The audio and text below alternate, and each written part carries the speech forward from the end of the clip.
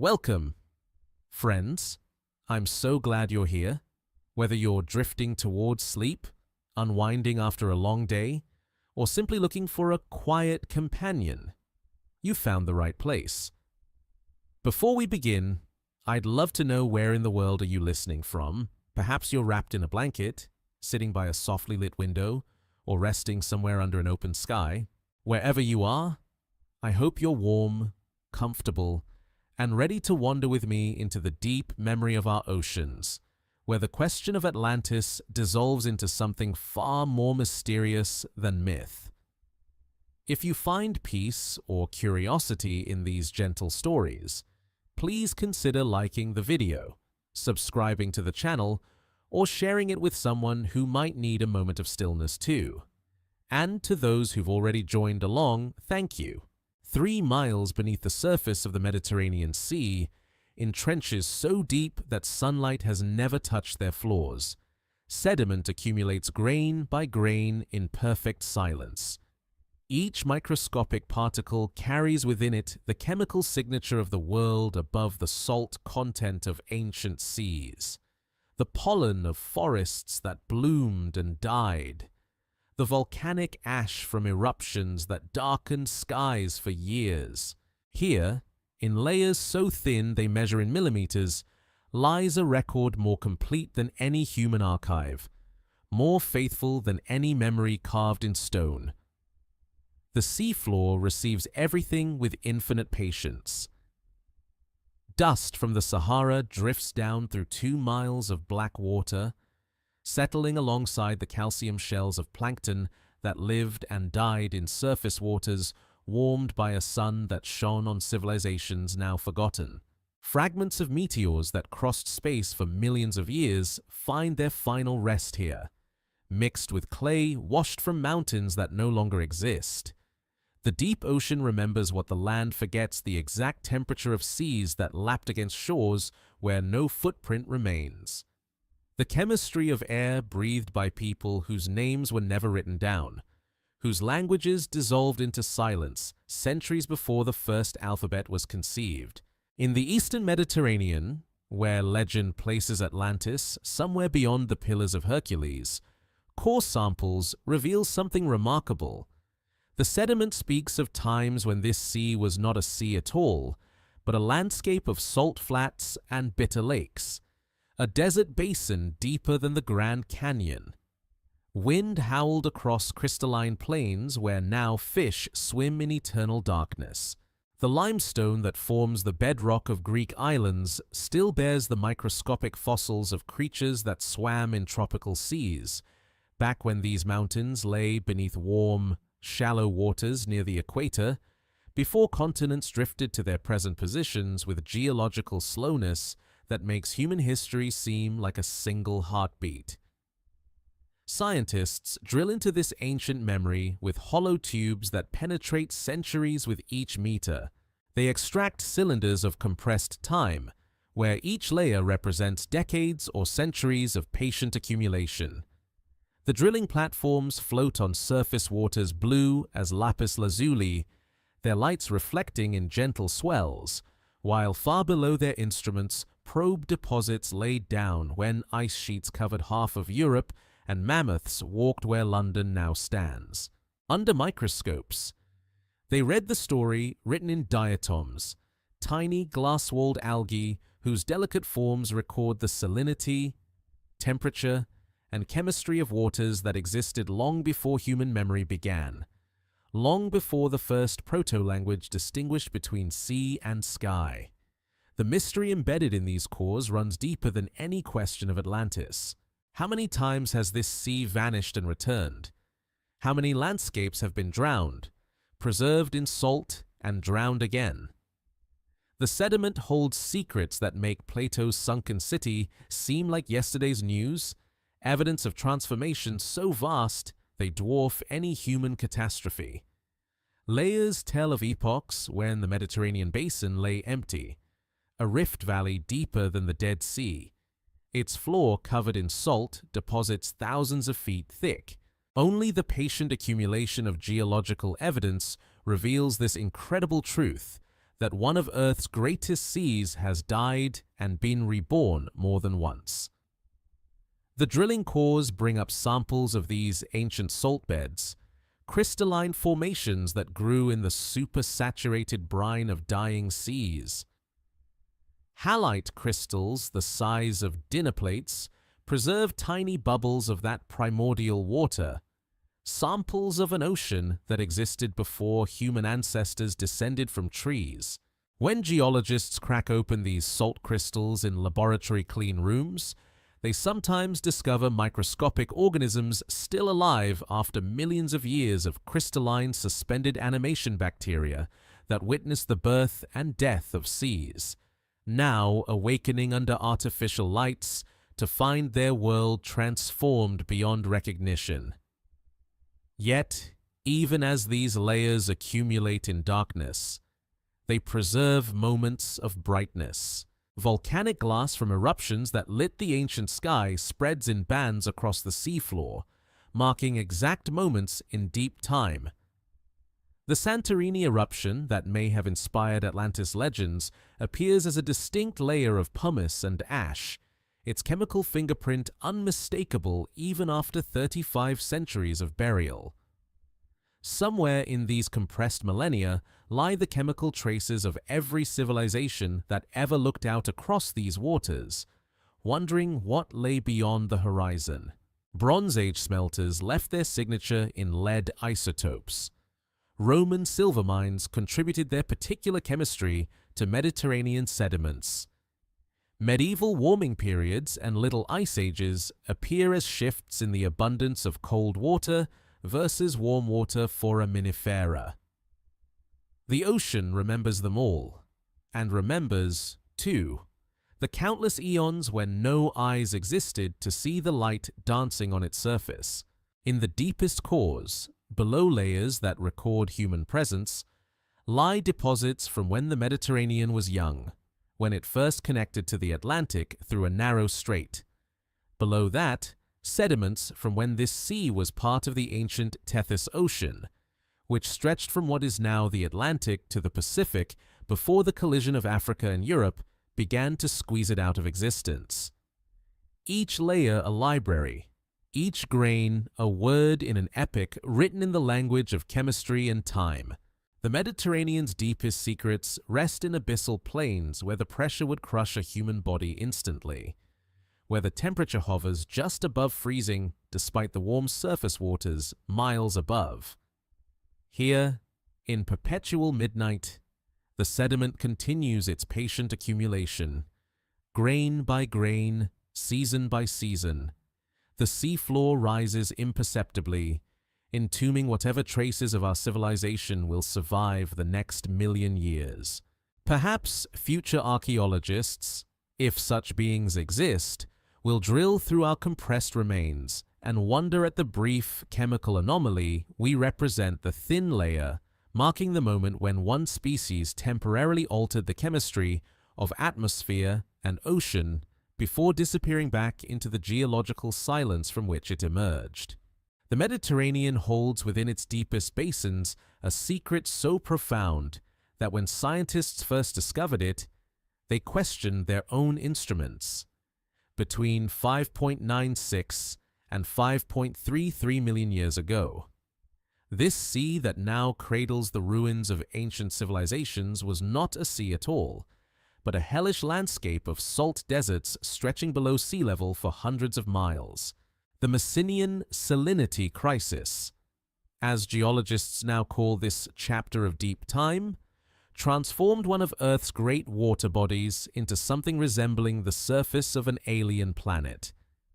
During this epoch, tectonic movements had gradually sealed the Mediterranean's connection to the Atlantic Ocean.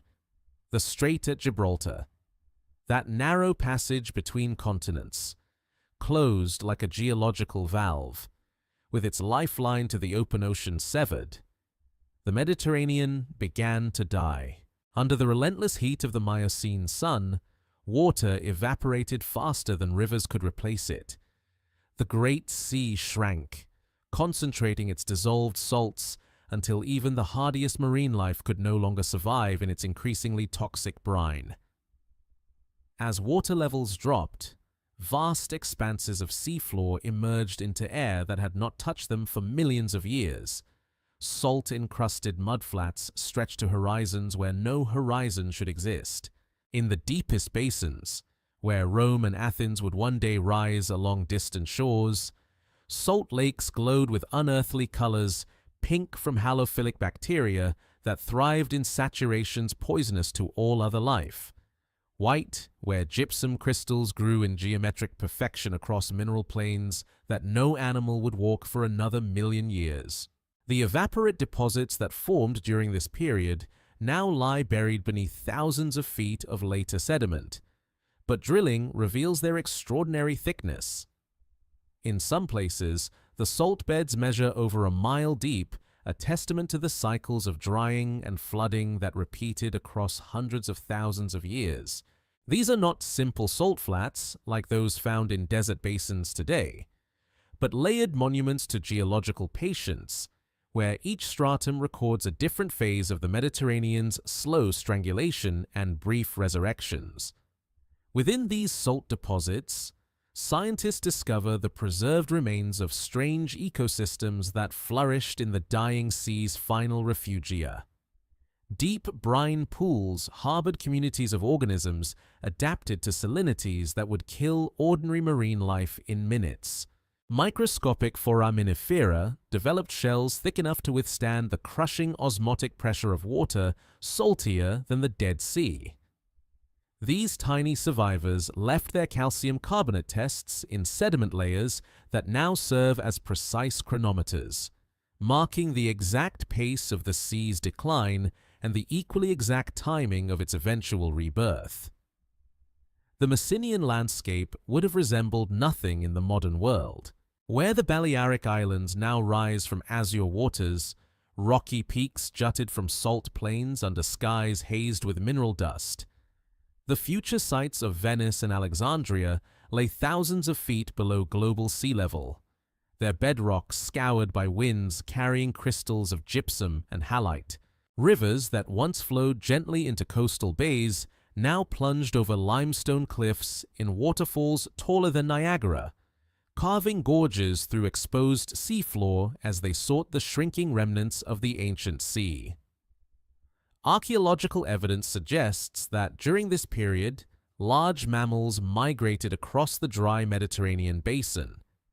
Hippos and elephants, ancestors of species that would later populate Mediterranean islands, walked across salt flats where submarines now navigate, their fossilized footprints, preserved in clay layers between salt beds, mark pathways across a landscape that existed for less than a geological moment a few 100,000 years in Earth's 4.6 billion year history, yet long enough for entire ecosystems to evolve, flourish, and vanish. The climate during the Messinian crisis was unlike anything the Mediterranean has experienced since. Without the moderating influence of a large water body, temperatures swung between extremes. Summer heat in the deep basins may have exceeded anything recorded on Earth's surface today, while winters brought freezing temperatures to latitudes where palm trees now grow.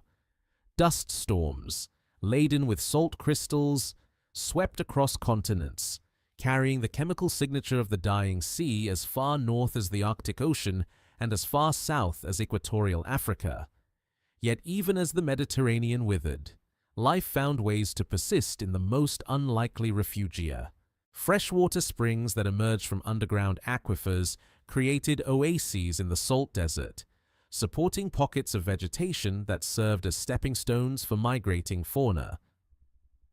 These spring-fed ecosystems left their own distinctive sedimentary signatures, layers of freshwater limestone and travertine that interrupt the monotonous salt deposits with brief intervals of biological complexity. The mystery that haunts this ancient catastrophe is how completely it erased itself. When the Mediterranean finally reconnected to the Atlantic, the returning waters buried all evidence of the salt desert beneath layers of normal marine sediment. Cities now thrive above landscapes that once resembled the most desolate corners of Mars.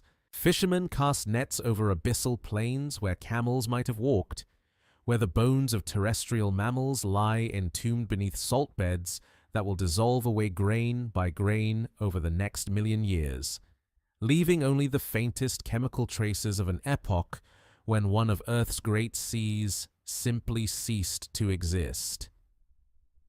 In the sediment cores that preserve this history, the Messinian salt appears as stark white bands interrupting the normal gray-brown sequence of marine deposits. Geologists call these layers the White Death, not for any biological catastrophe, but for the sterile beauty of their mineral perfection, laid down in absolute silence across a landscape waiting patiently for the return of waves that would not come for hundreds of millennia. The silence of the dried Mediterranean basin was broken by a sound no human ear would ever hear, the thunderous roar of the Atlantic Ocean pouring through a breach in the Gibraltar Gateway like the collapse of a liquid mountain. The Zanclean megaflood, named for the geological age it initiated, represents one of the most dramatic transformations in Earth's recent history. What took hundreds of thousands of years to dry was undone in perhaps mere decades, as seawater cascaded into the empty basin with a force that dwarfs any waterfall in the modern world. The precise mechanism that reopened Gibraltar remains one of geology's elegant mysteries.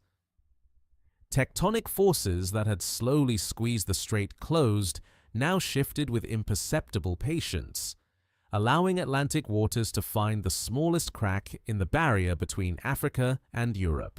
At first, perhaps only a trickle seeped through water that evaporated before it could travel far into the salt desert, but erosion works with the relentlessness of time itself, and each drop that passed through the breach widened the channel by microscopic degrees.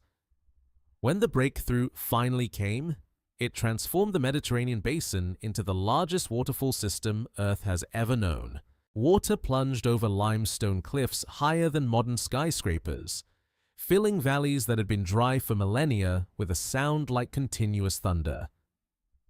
The Gibraltar Falls, as geologists now call this vanished cataract, may have been 100 times larger than Niagara, carrying more water in a single day than the Amazon River transports in a year.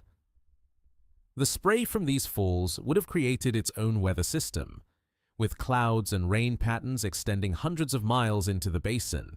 Sediment cores from the deepest parts of the Mediterranean preserve evidence of this catastrophic refilling in layers of turbidites, chaotic deposits formed when underwater landslides triggered by the sudden weight of returning water swept across the newly submerged sea floor.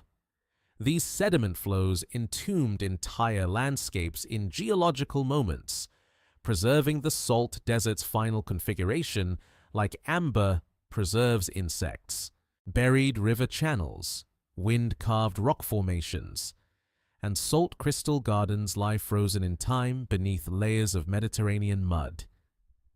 The physics of the refilling process defy easy comprehension. As water levels rose, the pressure at the Gibraltar Gateway increased exponentially, accelerating the flow until the Mediterranean began to fill at a rate measured in feet per day rather than inches per year. Computer models suggest that the deepest basins where cities like Naples and Palermo now overlook gentle harbors were inundated in less than a century. The incoming water-carved submarine canyons through the salt beds, dissolving deposits that had taken hundreds of thousands of years to accumulate, redistributing their chemical legacy throughout the reviving sea. Marine life returned to the Mediterranean in waves of colonization that paralleled the physical flood. Atlantic species poured through the Gibraltar Strait in one of evolution's greatest migrations, establishing populations in a sea that had been lifeless longer than most species exist. The first organisms to arrive were the hardiest bacterial communities that could survive in waters still tinged with dissolved salt from the underlying deposits. Behind them came the microscopic zooplankton, then larger invertebrates, and finally, fish, establishing food webs in an ocean younger than many individual trees. The coastlines that emerged from this transformation bore no resemblance to those that had bordered the ancient sea. The weight of the returning water triggered massive landslides as steep valley walls, carved by rivers during the dry period, collapsed under hydrostatic pressure. Islands that had been mountain peaks jutting from salt plains suddenly found themselves surrounded by deep water once again. The geography that would host classical civilizations was literally born from this collision between emptiness and abundance. Archaeological mysteries may be hidden in the story of the Zanclean flood. If early human ancestors witnessed any portion of this refilling, and the timeline suggests they might have observed its final phases, the catastrophe could have left traces in the deepest layers of cultural memory. The speed of the transformation would have made escape impossible for any creatures caught in the flooding valleys. Entire ecosystems that had adapted to the salt desert environment vanished beneath waves that advanced with the implacability of geological time compressed into human decades. The chemical signature of the flood remains readable in Mediterranean seawater today. Isotope ratios of oxygen and strontium still reflect the massive input of Atlantic water that diluted and transformed the basin's chemistry. Deep currents continue to circulate patterns established when the first Atlantic waters reached the deepest trenches, carrying with them the dissolved minerals of evaporate beds that once covered seafloor, now buried beneath 3 miles of water. Modern oceanographers studying the Mediterranean's circulation patterns observe currents that follow routes carved by the initial floodwaters. The Zanclean deluge established flow patterns that persist across millions of years, as if the sea remembers the violence of its own rebirth. Water masses move along paths determined by seafloor topography sculpted in the first decades of refilling, when the force of the incoming flood carved channels and deposited sediment according to the simple physics of moving water seeking its level. In the deepest cores, where sediment preserves the exact moment of transition from salt desert to living sea, geologists find a boundary sharp as a knife edge. Below the line, sterile white evaporates deposited in the poisonous brine of a dying ocean. Above it, gray mud rich with the fossils of creatures that had waited millions of years in Atlantic waters for their chance to colonize a newborn sea. The contact between these layers marks not just a change in rock type, but one of the most sudden environmental transformations preserved in Earth's geological record, the moment when emptiness became abundance, when silence gave way to the patient whisper of waves that would lap these shores for millions of years to come. On the volcanic island of Santorini, where whitewashed buildings now perch on cliffs overlooking the azure Aegean, archaeologists brush dust from frescoes that have not seen sunlight for 35 centuries. These paintings, dolphins leaping through stylized waves, priestesses bearing sacred offerings, young men boxing in ritual combat, were buried instantly when one of history's most powerful volcanic eruptions entombed the Bronze Age city of Akrotiri beneath layers of pumice and ash. The Minoan civilization that created these masterpieces vanished so completely that their very existence was forgotten until modern excavations revealed their sophisticated culture sleeping beneath the volcanic debris. The Theran eruption, as geologists call the cataclysm that destroyed ancient Thera around 1600 BCE, released energy equivalent to hundreds of nuclear weapons detonating simultaneously. The explosion was heard across the ancient world. Egyptian records may preserve accounts of mysterious booming sounds from the north, while Chinese chronicles describe unusual atmospheric phenomena that could reflect ash clouds circling the globe. Yet for all its violence, this eruption represents merely a geological moment, one brief punctuation in the Mediterranean's patient accumulation of sedimentary memory. In the moments before the eruption, Akrotiri hummed with the daily activities of a Bronze Age port city. Potters shaped clay vessels in workshops filled with the scent of olive oil and wine. Merchants calculated profits from trade in purple dye extracted from murex shells. Children played in narrow streets while their mothers ground barley in stone querns, unchanged since the Neolithic. The frescoes preserve this world in exquisite detail, rooms decorated with lilies and monkeys, ships with high prows sailing seas dotted with dolphins, landscapes that blend realistic observation with religious symbolism in ways that still puzzle archaeologists.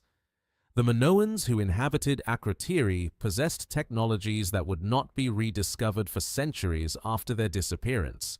They engineered sophisticated plumbing systems with clay pipes that carried fresh water and removed waste with efficiency that rivaled Roman engineering. Their architects designed multi-story buildings with light wells and earthquake-resistant foundations, crucial innovations on an island that regularly trembled with volcanic activity. Storage rooms contained enormous ceramic jars called pithoi, some tall enough to hide a person, filled with grain, oil, and wine that sustained trade networks spanning the eastern Mediterranean. Marine archaeologists working in the waters around Santorini have discovered evidence that the Minoan influence extended far beyond their island homeland. Shipwrecks carrying Minoan pottery rest on seafloor that once lay closer to the surface, before post-eruption subsidence and rising sea levels buried Bronze Age coastlines beneath meters of water and sediment. These underwater sites preserve organic materials, rope, wood, and textiles that rarely survive in terrestrial archaeological contexts, offering glimpses of daily life that written records cannot provide. The mystery surrounding the Theran eruption extends beyond its immediate archaeological impact to its possible role in shaping later mythological traditions. When Plato described Atlantis in his dialogues Timaeus and Critias, written around 360 BCE, he claimed Egyptian priests had preserved memories of a great island civilization destroyed by earthquakes and floods 9,000 years before his own time. While Plato's chronology places his fictional Atlantis far earlier than any known Mediterranean civilization, many scholars suggest that garbled memories of the Theran eruption and Minoan collapse may have inspired elements of his allegory. The volcanic deposits that buried Akrotiri preserve details of the eruption sequence with scientific precision. The lowest layers consist of fine pumice that fell like snow.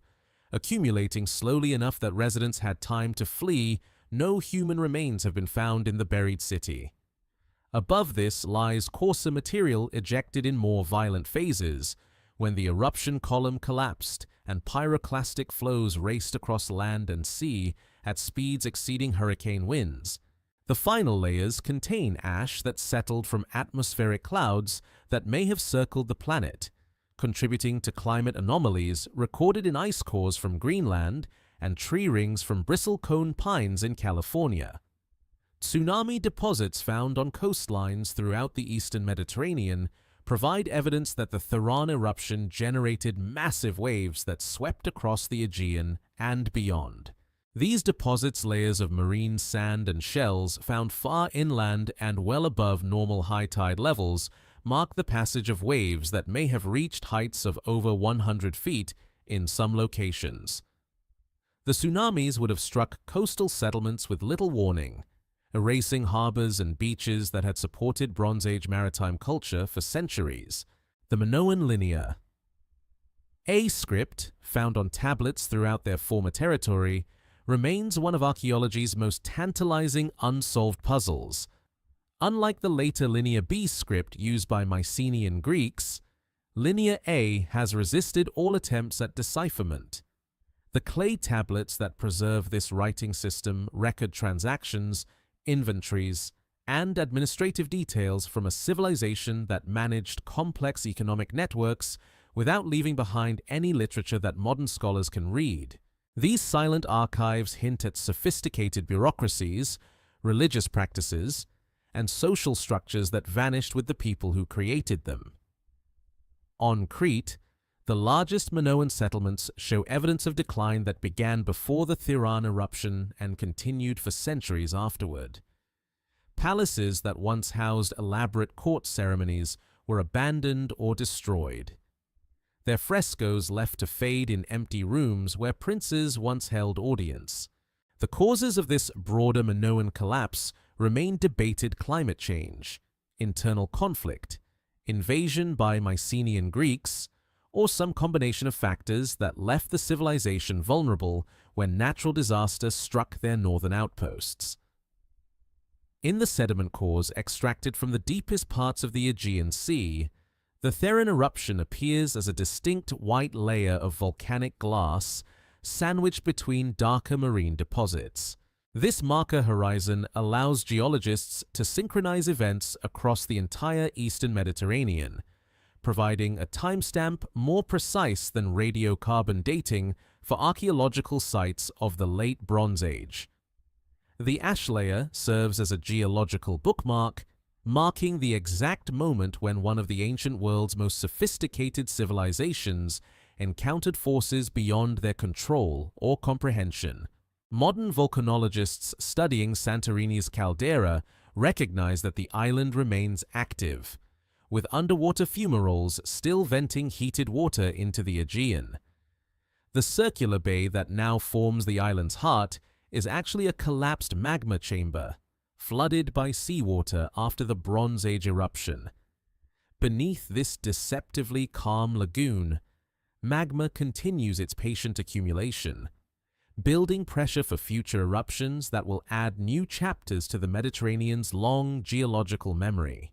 In the Academy of Athens, sometime around 360 BCE, an aging philosopher named Plato sits in dappled sunlight filtering through olive groves, contemplating the nature of ideal societies and the fragility of human achievement. The scrolls before him contain dialogues that will outlive empires, conversations between his teacher Socrates and various Athenian intellectuals, exploring questions of justice, knowledge, and the proper ordering of states. Among these philosophical investigations, almost as an afterthought, Plato introduces a story that will captivate human imagination for over 2 millennia, the tale of Atlantis, a great island civilization destroyed by the gods for its hubris and corruption. The story emerges in two of Plato's dialogues, Timaeus and Critias, presented as ancient wisdom preserved by Egyptian priests at Sais in the Nile Delta. According to Plato's account, these priests possessed records stretching back 9,000 years before his own time, documenting civilizations that predated Greek memory by millennia.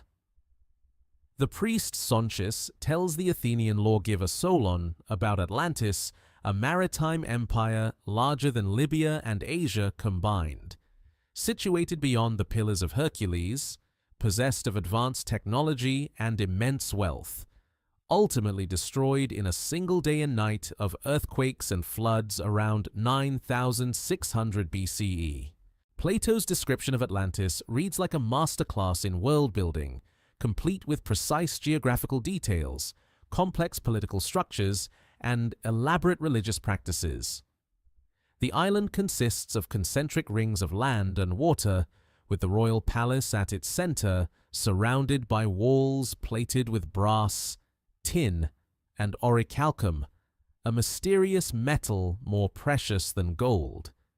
Canals connect the rings, allowing ships to sail from the outer ocean to the heart of the capital city.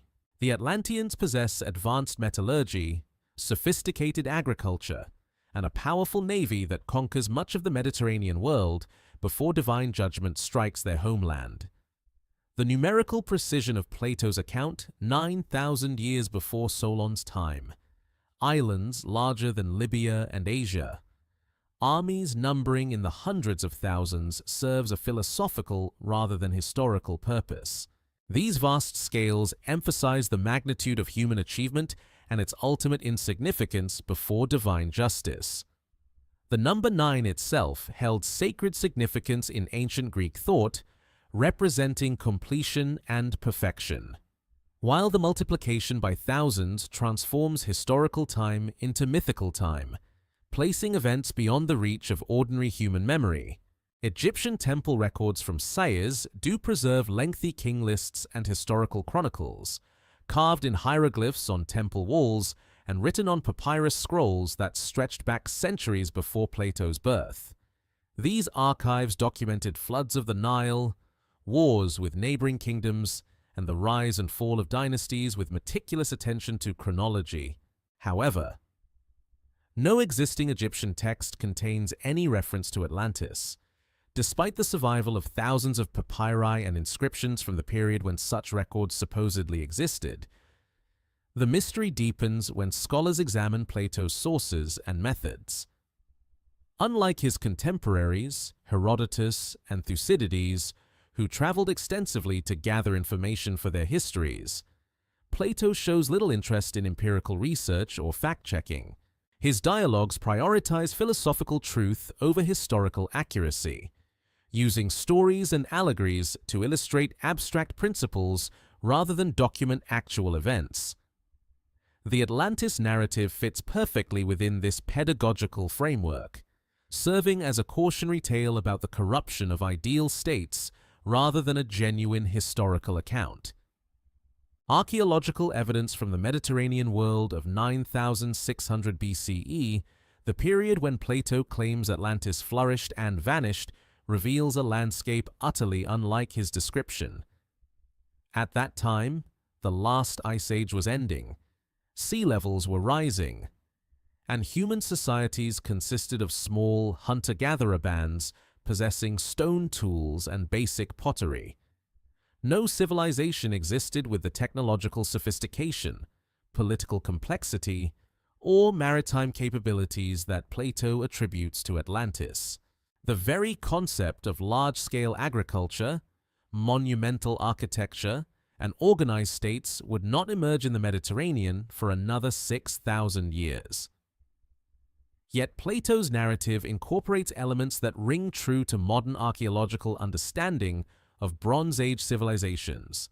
The emphasis on maritime trade, the importance of metallurgy, the complex relationship between religious and political authority, all these features characterize actual ancient societies that flourished in the Eastern Mediterranean during the 2nd millennium BCE.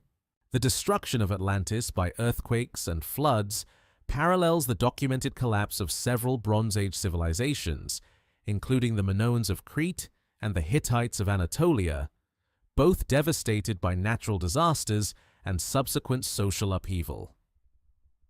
The transmission of the Atlantis story through Egyptian priests also reflects genuine patterns of cultural exchange between Greece and Egypt during the Archaic period. Greek intellectuals, including the historical Solon, did travel to Egypt seeking ancient wisdom, and Egyptian temples did preserve historical records of impressive antiquity. However, these cultural connections make Plato's fabrication more plausible rather than proving its authenticity. He possessed enough knowledge of Egyptian practices to construct a convincing fictional framework for his philosophical allegory. Modern Plato scholars recognize Atlantis as a literary device rather than a historical account, pointing to the story's perfect integration with the philosophical themes of the Timaeus and Critias dialogues. The rise and fall of Atlantis illustrates Plato's theory of political decline, while its advanced technology demonstrates his interest in the relationship between knowledge and power.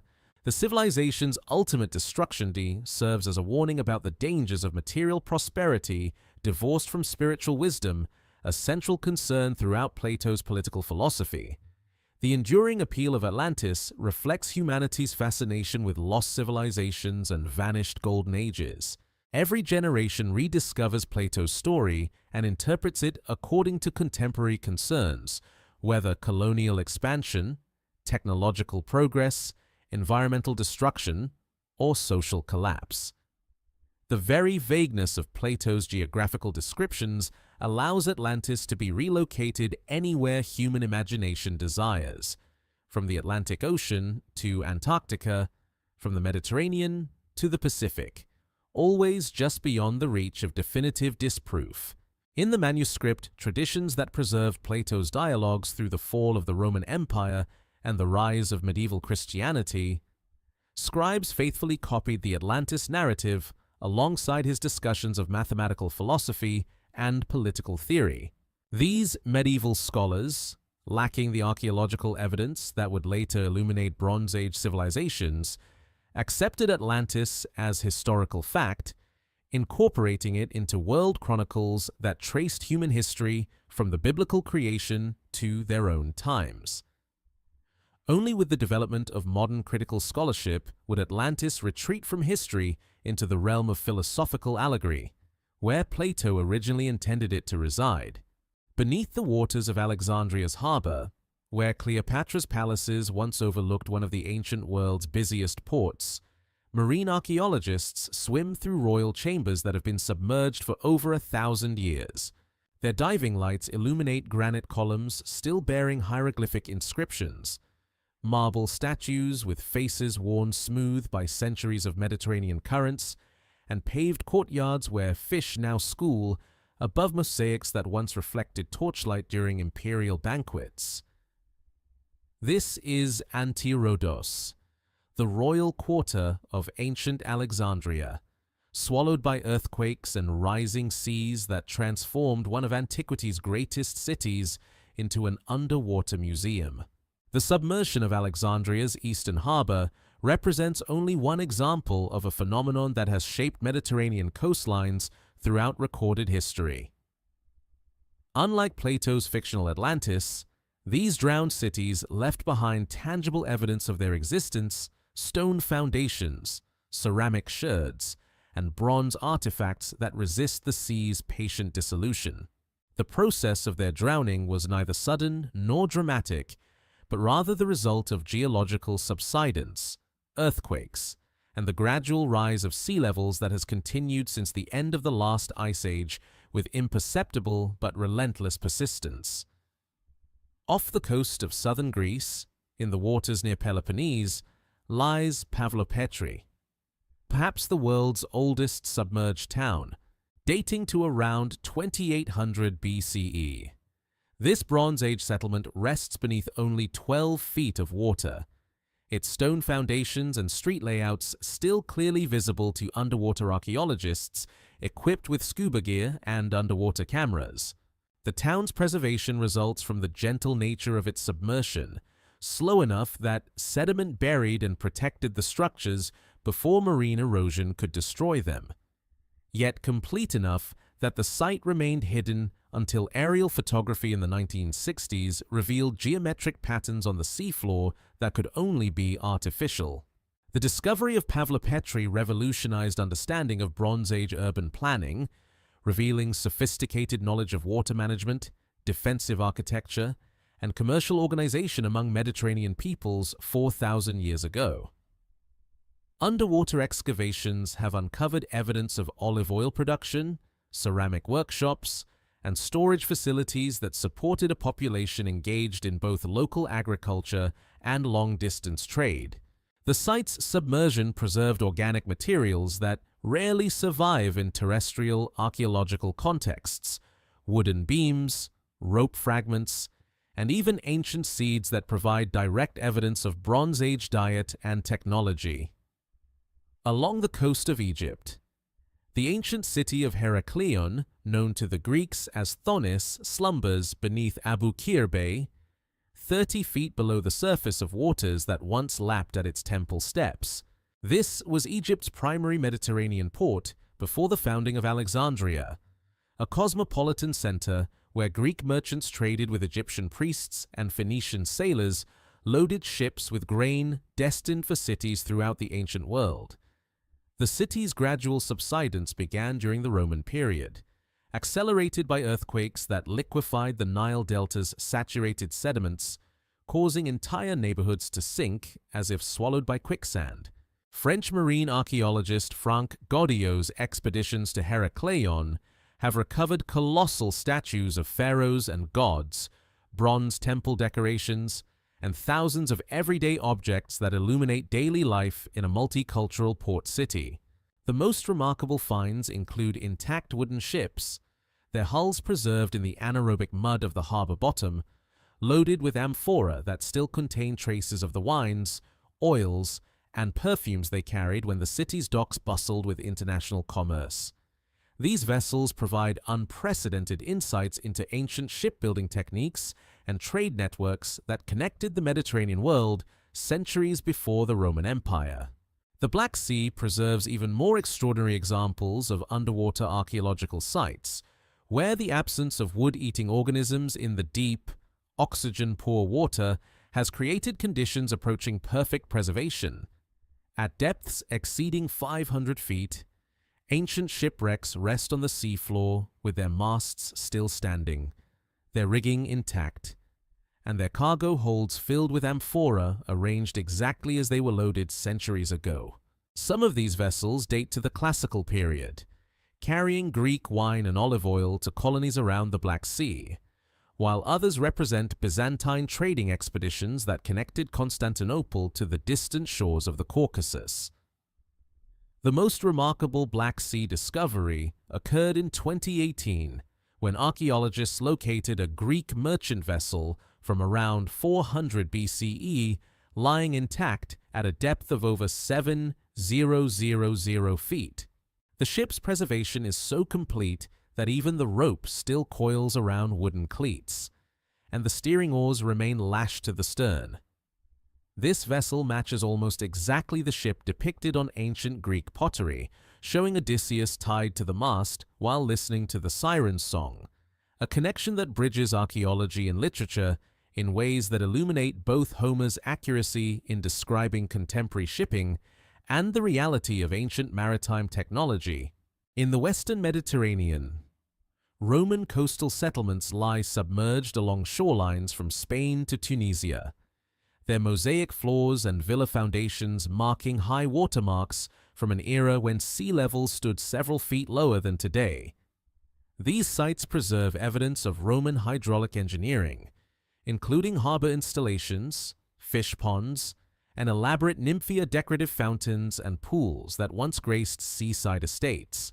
The gradual submersion of these facilities allows archaeologists to study Roman concrete technology, including their use of volcanic ash that created waterproof mortars still intact after 2 millennia of immersion. The systematic study of these drowned settlements reveals patterns that extend far beyond individual archaeological sites. The Mediterranean has been rising at an average rate of 1.5 millimeters per year for the past 2,000 years.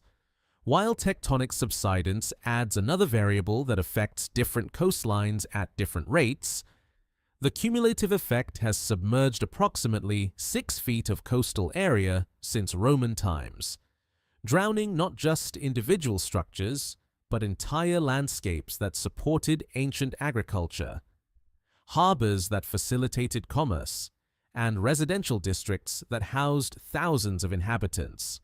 Modern technology continues to reveal new underwater archaeological sites throughout the Mediterranean. Side-scan sonar, sub-bottom profilers, and remotely operated vehicles allow archaeologists to explore depths that were previously inaccessible. Discovering settlements and harbors that have lain hidden since antiquity, each new site adds detail to the emerging picture of ancient Mediterranean civilization, not as a series of isolated city-states, but as an interconnected world where ideas, goods, and people moved across water with a freedom that the modern world, with its borders and bureaucracies, has only recently begun to recapture. The preservation of these underwater sites depends on the same geological processes that drowned them. The protective blanket of sediment that covers most submerged structures creates anaerobic conditions that prevent decay, while the constant temperature and salinity of deep water provide stable environments for organic preservation. However, this protection is not permanent rising sea levels, increasing storm activity, and human activities like fishing and tourism threaten these irreplaceable time capsules with destruction more rapid than the geological processes that created them. The Mediterranean coastline that greets modern tourists bears little resemblance to the shores known by ancient mariners.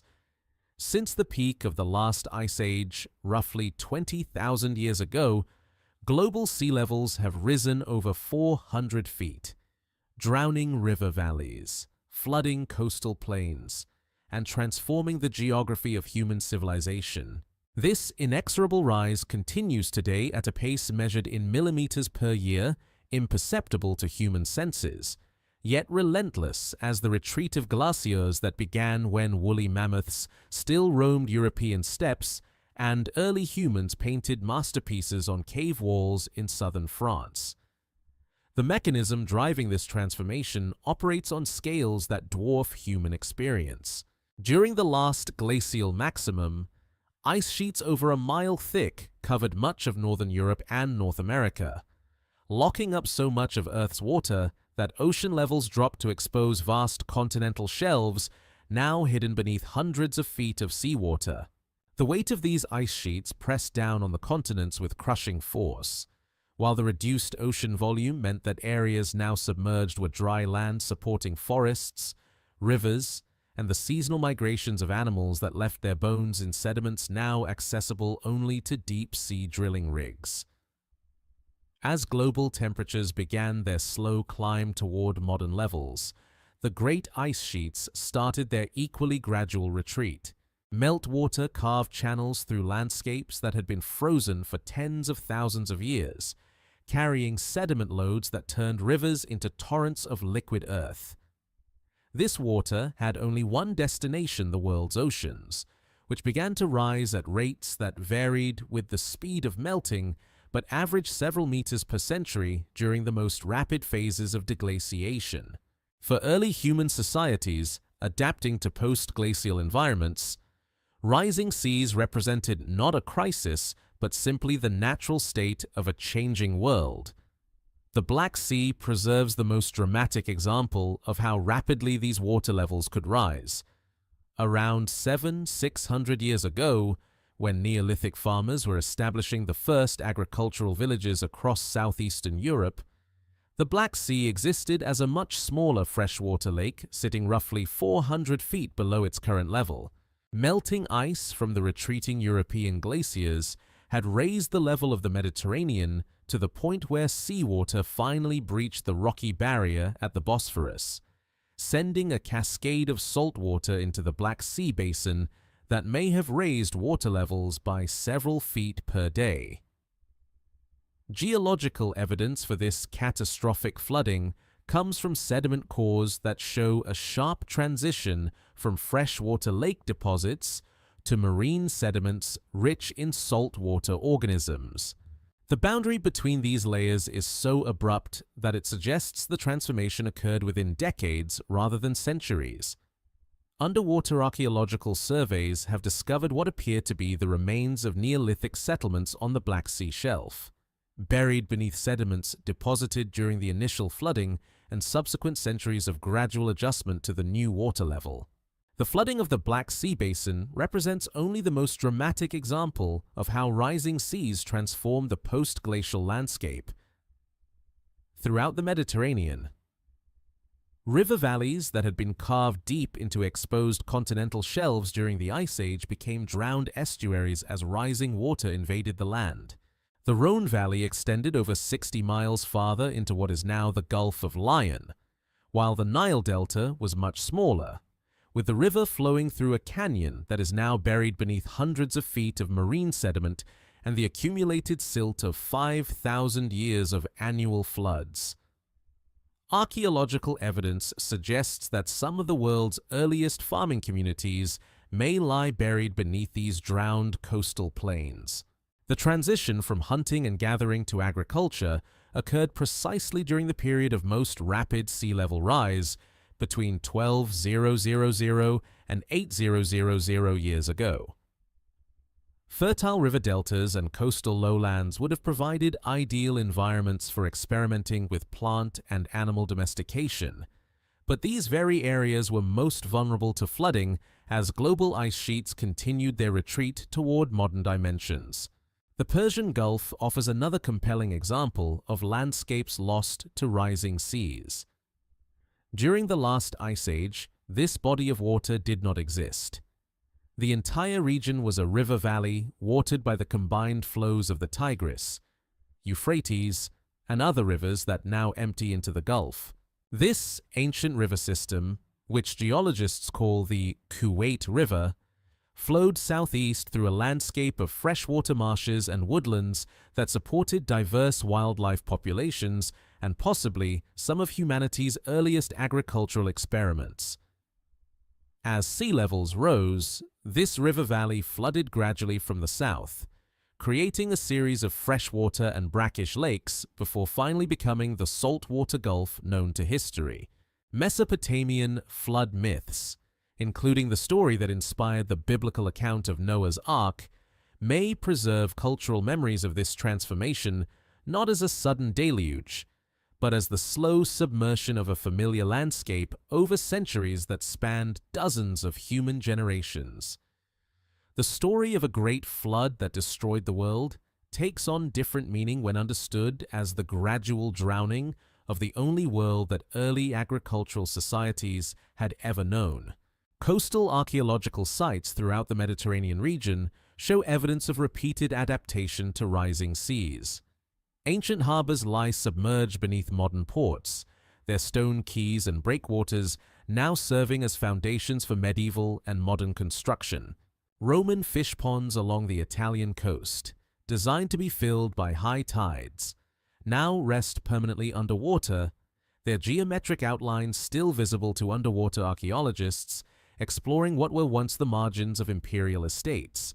The rate of sea level rise has varied dramatically over the past 20,000 years, sometimes accelerating during periods of rapid ice sheet collapse, sometimes slowing when the remaining glaciers reached temporary equilibrium with prevailing climate conditions.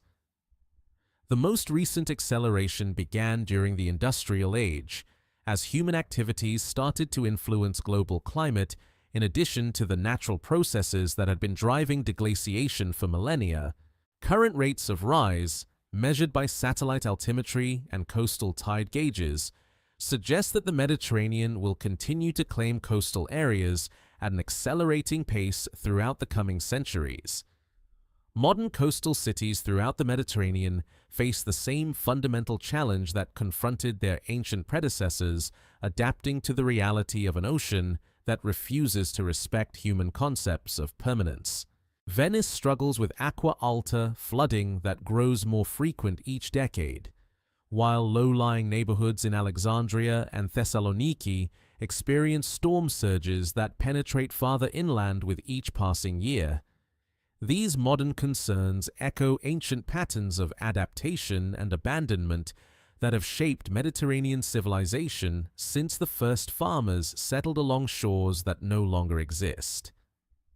The geological record preserved in sediment cores reveals that sea level change operates according to rhythms that transcend human history. Ice ages and interglacials cycle with Milankovitch regularity, driven by subtle variations in Earth's orbit that accumulate over tens of thousands of years to produce dramatic changes in global climate and ocean levels. The current interglacial period, which has lasted roughly 12,000 years, represents only the latest chapter in a story of advancing and retreating seas that stretches back through geological time to epochs when no land animals existed to witness the patient transformation of continents by the rise and fall of ancient oceans. The Black Sea holds within its deepest waters a secret that transforms our understanding of how quickly the ancient world could change. Beneath the surface of what appears to be an ordinary inland sea lies evidence of one of the most dramatic geographical transformations in human memory, the catastrophic flooding of a vast freshwater lake that may have inspired the flood myths found in cultures throughout the ancient Near East. The story begins roughly 600 years ago, when rising Mediterranean waters finally breached the rocky barrier separating Europe from Asia at the narrow strait now called the Bosphorus. Before this breach, the Black Sea existed as Lake Euxine, a body of fresh water roughly half its current size, fed by rivers draining the Pontic steppes and sitting nearly 400 feet below the level of the Mediterranean. Archaeological evidence suggests that this lake supported thriving Neolithic communities along its shores. Settlements engaged in the earliest experiments with agriculture, animal domestication, and permanent architecture. These communities had no reason to suspect that their familiar landscape balanced on the edge of a transformation that would reshape the geography of southeastern Europe within a few human lifetimes. The mechanism of the flooding reflects the inexorable physics of water seeking its level. As global sea levels continued to rise following the end of the last ice age, Mediterranean waters climbed higher along the coastlines of what are now Turkey and Greece. At the Bosphorus, a ridge of resistant rock had long prevented the Mediterranean from draining into the lower Black Sea basin, but erosion works with geological patience, wearing away barriers grain by grain until the critical threshold is crossed. When the breach finally occurred, it initiated a process that modern hydrological models suggest may have raised Black Sea levels by as much as several feet per day during its most intense phases. The scale of this flood dwarfs anything in recorded human experience. Computer simulations based on the topography of the Bosphorus Channel and the volume differential between the two bodies of water suggest that, at peak flow, roughly 200 times more water poured through the strait than currently flows over Niagara Falls. The sound of this cascade would have been audible for hundreds of miles, a continuous roar that accompanied the transformation of familiar landscapes into an alien seascape advancing with the relentlessness of a slow-motion tsunami. Marine geologists studying sediment cores from the Black Sea floor have identified the precise moment when salt water first entered the freshwater lake. The boundary appears as a sharp transition from lake sediments rich in freshwater organisms to marine deposits containing the shells of saltwater mollusks that colonize the rapidly expanding sea. This sedimentary boundary, found consistently across cores taken from different parts of the Black Sea, suggests that the transition from lake to sea occurred within decades rather than centuries, rapid enough that individual humans would have witnessed the complete transformation of their world. The flooding did not affect all areas equally. River valleys that had been carved into the lake floor during periods of low water became deep underwater canyons, while higher ground became islands that were gradually submerged as water levels continued to rise toward their modern elevation. The Danube River, which had flowed into Lake Euxine through a valley now buried beneath 300 feet of water, found its mouth pushed hundreds of miles upstream as the expanding sea invaded the river's lower course with salt water that killed freshwater fish and forced human settlements to relocate again and again. Underwater archaeological surveys conducted by marine archaeologists using remotely operated vehicles have discovered what appear to be the remains of pre-flood settlements on the Black Sea continental shelf. These sites, buried beneath layers of sediment deposited during and after the initial flooding, preserve evidence of Neolithic technology stone tools, ceramic vessels, and the post holes of wooden structures that once stood in river valleys, now lying beneath hundreds of feet of seawater.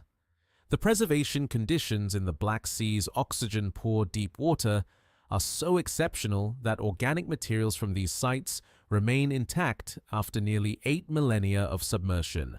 The human impact of the Black Sea flood may have extended far beyond the immediate region through massive population movements triggered by the loss of familiar territory.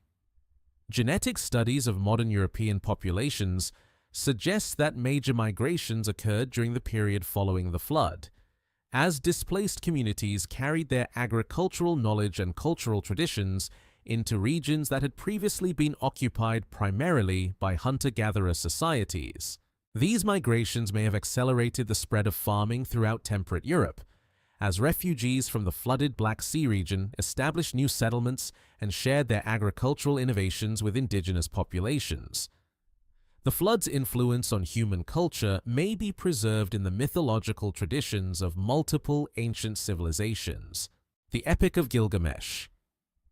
With its account of Utnapishtim surviving a great deluge, originates from Mesopotamian cultures whose ancestors may have witnessed the Black Sea transformation. The biblical story of Noah's Ark contains details the dove returning with an olive branch, the ark coming to rest on a mountain that some scholars interpret as culturally preserved memories of actual flooding events. Even the Greek myth of Deucalion's flood may reflect distant memories of the Black Sea catastrophe, transmitted through oral traditions that preserve the essential narrative while losing the precise geographical context. The Black Sea flood also demonstrates how quickly stable environments can be disrupted by processes that operate beyond human control or comprehension. The Neolithic communities living around Lake Euxinus possessed sophisticated knowledge of their local environment. They knew when to plant crops, where to find fresh water, how to predict seasonal changes in weather and wildlife behavior. Yet all this accumulated wisdom became useless when the fundamental parameters of their world changed within a single human lifetime. The advancing waters forced the abandonment of settlements that had been occupied for generations, drowning agricultural fields that had been carefully cleared and cultivated, submerging sacred sites where ancestors had been buried according to traditions stretching back to the beginning of farming itself. Modern studies of the Black Sea's unique oceanography reveal that the flood's effects persist in the sea's current structure. The deep waters remain stratified, with a layer of dense, salty Mediterranean water underlying less dense surface water fed by rivers draining half of Europe. This stratification prevents vertical mixing and creates oxygen-poor conditions in the depths that preserve organic materials with extraordinary fidelity. The hydrogen sulfide produced by bacterial decomposition in these deep waters creates an environment so toxic that complex life cannot survive below roughly 600 feet, a permanent memorial to the violence of the sea's birth. The Black Sea flood represents more than just a regional catastrophe. It exemplifies how the end of the Ice Age continued to reshape human civilization long after the great glaciers had retreated to their modern positions. Sea level rise, climate change, and geographical transformation continued for millennia after the initial deglaciation, creating a dynamic world where human societies had to adapt repeatedly to environmental changes beyond their influence. The communities that witnessed the Black Sea flood were among the last to experience such dramatic geographical transformation. But their experience foreshadowed the environmental challenges that would face human civilization throughout its subsequent development.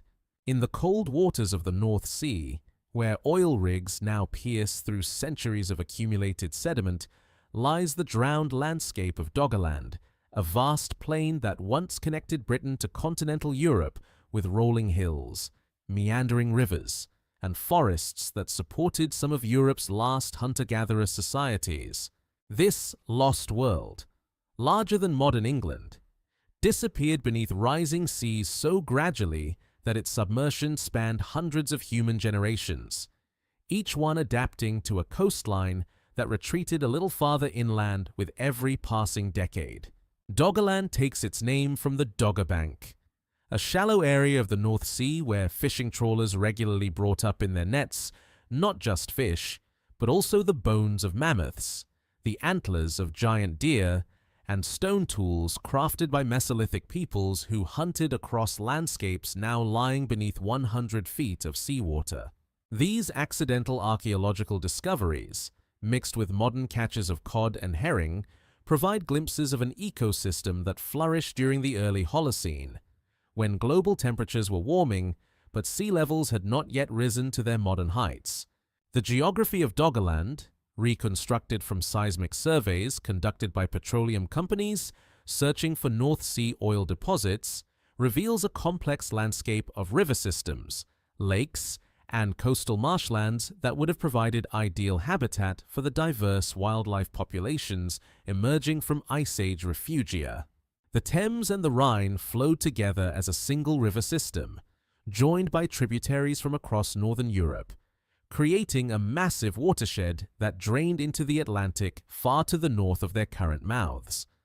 Along these rivers, Mesolithic communities established seasonal camps, following herds of red deer and aurochs across territories that spanned what are now separate countries. Archaeological evidence from Doggerland emerges slowly, piece by piece, from the seafloor. In addition to the bones and tools recovered by fishing nets, systematic underwater surveys have located submerged peat deposits that preserve pollen, seeds, and other organic materials from Doggerland's forests and wetlands. These paleo-environmental archives reveal an ecosystem in transition, as pine and birch woodlands gradually gave way to deciduous forests of oak, elm, and hazel, the same succession that characterized post-glacial reforestation throughout northern Europe, but here preserved beneath marine sediments rather than buried by later terrestrial deposits. The most remarkable discovery from Doggerland came in 2010 when marine archaeologists recovered a barbed antler point from the seafloor, a weapon or fishing tool crafted by human hands roughly 10,000 years ago, when the North Sea was still dry land. This artifact, shaped from red deer antler with the same techniques used by Mesolithic peoples throughout northern Europe, provides direct evidence that humans not only lived in Doggerland, but possessed the sophisticated hunting and fishing technologies that characterize the most successful post-glacial societies. The submersion of Doggerland occurred in phases that correspond to the complex patterns of ice sheet melting and sea level rise that characterize the early Holocene. Initially, the region existed as a high plain drained by rivers that carried meltwater from the retreating Scandinavian ice sheet. As global sea levels rose, the North Sea began to invade this landscape from the north, creating a series of bays and estuaries that gradually expanded inland. The process was slow enough that human societies could adapt by moving their settlements to higher ground, but relentless enough that each generation faced the loss of familiar territories to the advancing sea. Climate change accelerated the transformation of Doggerland through mechanisms that extended beyond simple sea level rise. As global temperatures warmed, permafrost that had stabilized the landscape during the Ice Age began to thaw, causing widespread subsidence in areas that had been frozen for millennia. Coastal erosion intensified as storm patterns shifted in response to changing atmospheric circulation, while increased precipitation raised river levels and expanded wetland areas throughout the region. The combined effect of these changes transformed Doggerland from a stable terrestrial environment into an unstable coastal zone vulnerable to rapid flooding. The final submersion of Doggerland may have been hastened by a massive underwater landslide off the coast of Norway, known to geologists as the Storegga Slide. Around 8,200 years ago, an area of seafloor sediment roughly the size of Scotland collapsed into the deeper waters of the Norwegian Sea, generating a tsunami that swept across the North Sea with waves reaching heights of over 60 feet along some coastlines. While Doggerland was already largely submerged by this time, the Storegga tsunami would have completed the destruction of any remaining terrestrial areas, drowning the last islands and coastal settlements beneath waters that would never again recede. The human response to Doggerland's submersion can be traced through archaeological sites along the present-day coastlines of Britain, the Netherlands, and Denmark. Mesolithic settlements from the period of Doggerland's final submersion show evidence of increasingly maritime adaptations, sophisticated boat-building technologies, specialized fishing equipment, and settlement patterns focused on coastal resources rather than terrestrial hunting. These societies developed what archaeologists call the Maglemosian culture, characterized by advanced woodworking techniques, elaborate bone and antler tools, and artistic traditions that suggest complex social structures capable of transmitting specialized knowledge across generations. The genetic legacy of Doggerland's inhabitants persists in modern European populations, providing evidence that the submersion of their homeland did not result in population extinction, but rather in dispersal and integration with other Mesolithic communities. DNA studies suggest that the hunter-gatherers who witnessed Doggerland's final submersion contributed significantly to the ancestry of subsequent Neolithic farming populations, indicating that the transition from hunting and gathering to agriculture in Northern Europe involved not just the spread of new technologies, but also the survival and adaptation of indigenous knowledge systems. Modern reconstructions of Doggerland's ecology reveal an environment of extraordinary biological diversity, supporting species assemblages that no longer exist anywhere in Europe. Vast herds of aurochs, the wild ancestors of domestic cattle, grazed across grasslands, maintained by seasonal flooding and natural fires. European lions, now extinct, hunted in forests that provided habitat for straight-tusked elephants and giant beavers. The loss of this ecosystem represents one of the most significant biodiversity reductions in post-glacial Europe, as the submersion of Doggerland eliminated habitats that had supported large mammal populations for thousands of years. The study of Doggerland continues to evolve as new technologies allow more sophisticated exploration of submerged landscapes. High-resolution seismic imaging reveals river channels, lake beds, and even possible archaeological sites beneath the North Sea sediments, while advances in underwater robotics make systematic excavation of submerged sites increasingly feasible. Each new discovery adds detail to our understanding of how early European societies adapted to environmental change, and how the geography of human civilization has been shaped by forces operating on scales far beyond individual human experience. The story of Doggerland's submersion resonates with contemporary concerns about sea level rise and climate change, demonstrating that the transformation of familiar landscapes by rising seas is not an unprecedented threat, but rather a recurring theme in human history. The Mesolithic peoples who watched their world disappear beneath the waves possessed neither the technology nor the social organization to prevent this transformation, yet they succeeded in adapting to new environments and preserving their cultural heritage through migration and integration with other communities. Their experience offers both sobering lessons about the inevitability of environmental change and inspiring examples of human resilience in the face of forces beyond human control. Along the coastlines of the Pacific Ring of Fire, where tectonic plates grind against each other with the patience of geological time, ancient peoples developed sophisticated systems for preserving memories of catastrophic events that recurred across centuries. In Japan, stone monuments called tsunami ishi stand on hillsides far from modern shorelines, bearing inscriptions that warn future generations never to build below these markers. Some of these stones are over 600 years old, yet they mark elevations reached by waves that seem impossible until the ocean demonstrates once again that human concepts of possibility mean nothing to the physics of displaced water.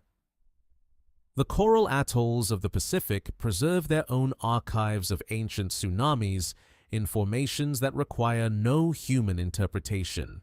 On islands throughout Polynesia, geologists discover massive coral blocks weighing several tons resting hundreds of yards inland and dozens of feet above normal high tide levels.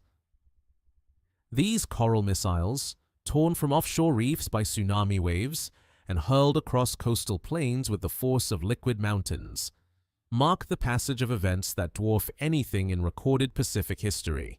Radiocarbon dating of the coral growth rings reveals that some of these deposits formed thousands of years ago, during prehistoric seismic events that shook the entire Pacific basin.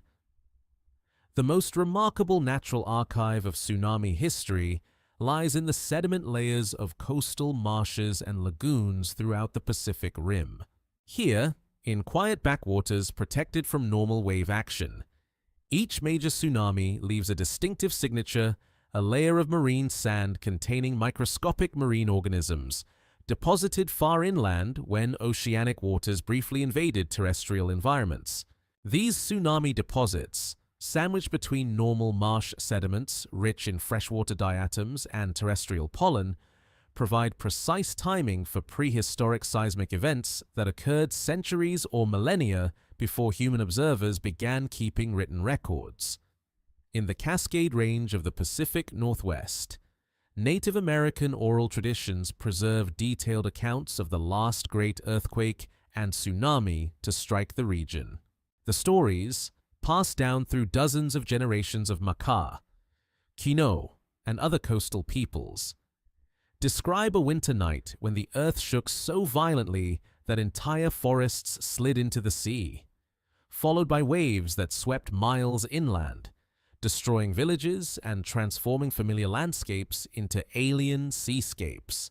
These oral histories, initially dismissed by European settlers as mythology, gained new credibility when geological evidence confirmed that the Cascadia subduction zone generated a magnitude 9.0 earthquake on January 26, 1700, an event recorded not only in Pacific Northwest tsunami deposits, but also in Japanese historical documents that describe a mysterious tsunami arriving without any local earthquake to explain its origin. The Japanese tsunami records, maintained with characteristic precision by generations of scholars and government officials, provide one of the world's longest continuous archives of seismic sea waves. Documents dating back over 1,000 years describe the height, inland penetration, and human impact of dozens of tsunami events, creating a database that allows modern seismologists to calculate return intervals for catastrophic earthquakes along different segments of Japan's tectonically active coastline. These records reveal that major tsunami-generating earthquakes recur with irregular but measurable frequency roughly every 300 to 600 years for the largest events, but with enough variation that precise prediction remains impossible. The 2004 Indian Ocean tsunami demonstrated how quickly modern societies can forget lessons preserved in traditional knowledge systems. Along coastlines that had been struck by similar waves in 1861, 1797, and earlier centuries, tourist resorts and fishing villages were built at elevations that indigenous peoples had long considered dangerous. In contrast, the Moken Sea nomads of the Andaman Sea, whose oral traditions contained detailed instructions for recognizing tsunami warning signs, suffered virtually no casualties, because their cultural memory had preserved knowledge of how the ocean behaves when submarine earthquakes displace massive volumes of water. Coral growth patterns in the Central Pacific provide another form of natural chronometer for prehistoric tsunamis. The annual growth bands in massive coral heads, like tree rings, record environmental conditions year by year, sometimes for centuries. When tsunami waves tear across coral reefs, they leave scars in the coral growth record bands of disrupted growth that mark the exact year when catastrophic waves swept across previously stable reef environments. These coral calendars, combined with radiocarbon dating of tsunami deposits on nearby shores, allow scientists to construct detailed chronologies of prehistoric seismic activity throughout Polynesia and Micronesia. The Hawaiian Islands, despite their location in the middle of the Pacific, far from major fault systems, bear evidence of tsunami events that boggle comprehension. On the island of Lanai, marine deposits containing coral fragments and deep-sea sediments rest at elevations over 1,000 feet above current sea level.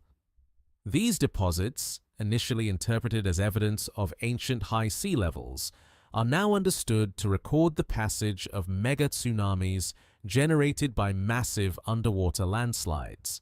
When portions of Hawaiian volcanoes collapse into the deep ocean, an inevitable consequence of volcanic islands growing beyond the structural limits of their foundations, they displace volumes of water sufficient to generate waves that sweep completely over low-lying islands and reach incredible elevations on mountainous coastlines. Archaeological evidence from Pacific Island cultures reveals sophisticated adaptive strategies developed by peoples who lived with the constant threat of seismic sea waves. Traditional architecture in tsunami-prone regions emphasized flexibility over permanent buildings designed to be quickly dismantled and moved to higher ground, constructed with materials that could be easily replaced after catastrophic flooding. Settlement patterns avoided the most fertile coastal plains in favor of elevated terraces that provided safety at the cost of agricultural productivity.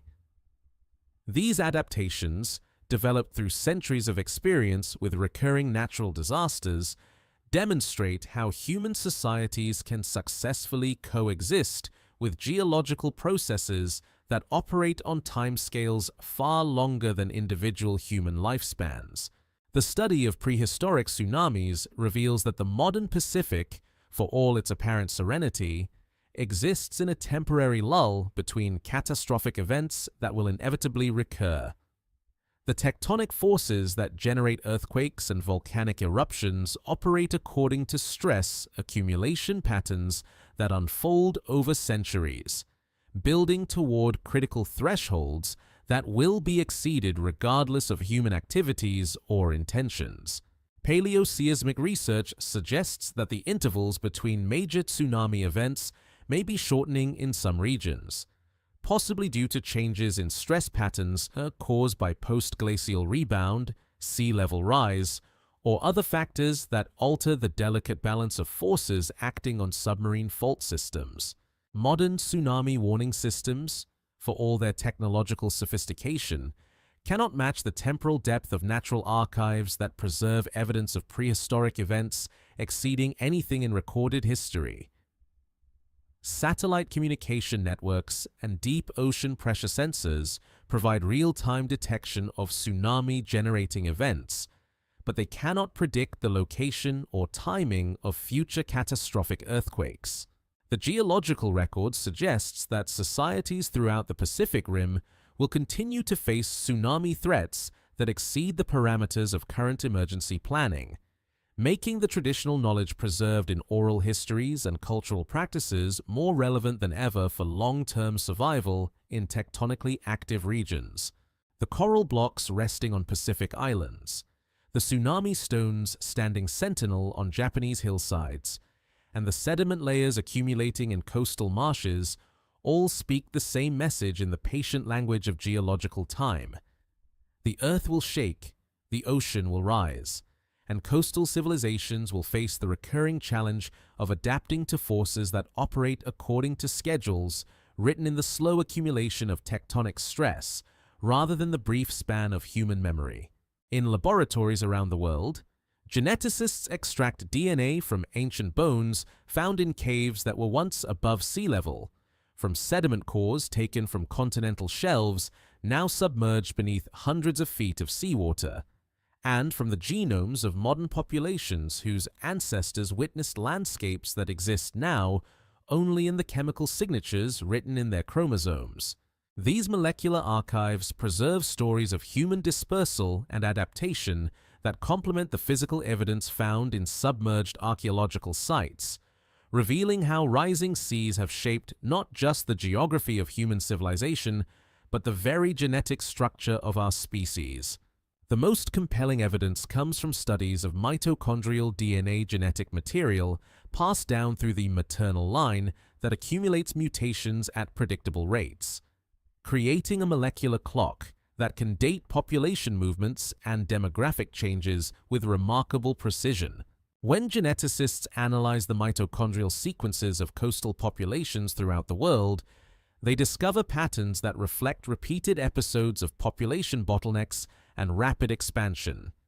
Exactly what would be expected if human societies had repeatedly lost coastal territories to rising seas and then recolonized new areas as their populations recovered and adapted to changed environments.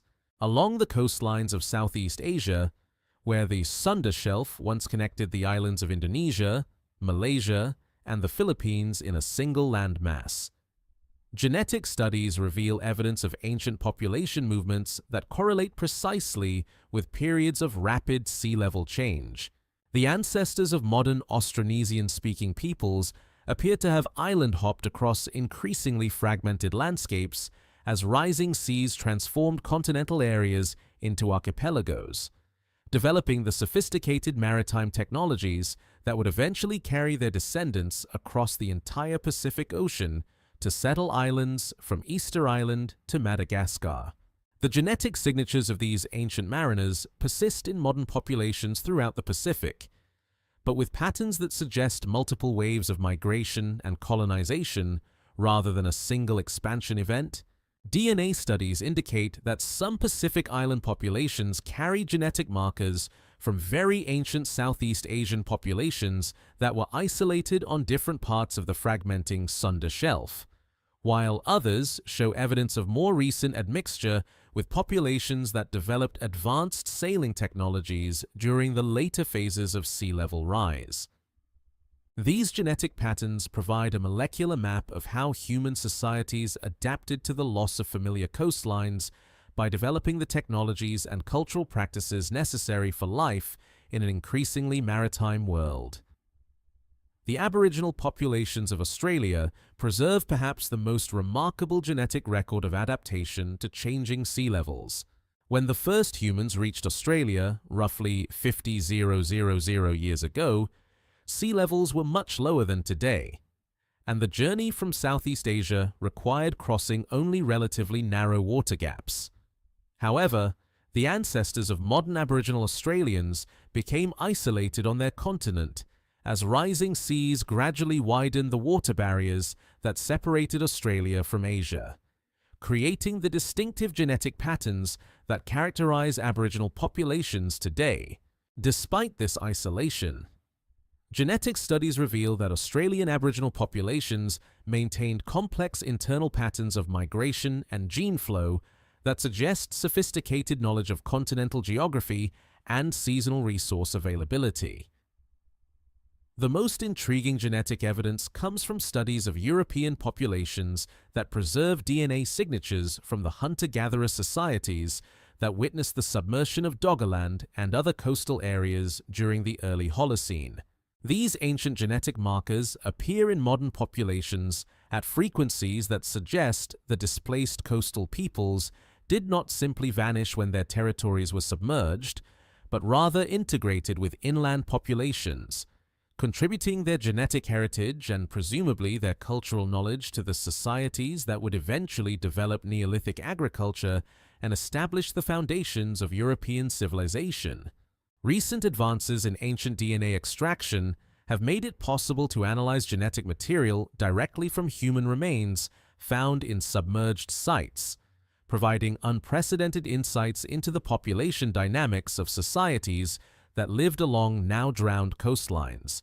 Bones recovered from underwater caves and submerged settlements contain DNA that can be compared with both ancient and modern populations, revealing patterns of migration, intermarriage, and cultural exchange that operated on scales ranging from local communities to entire continents.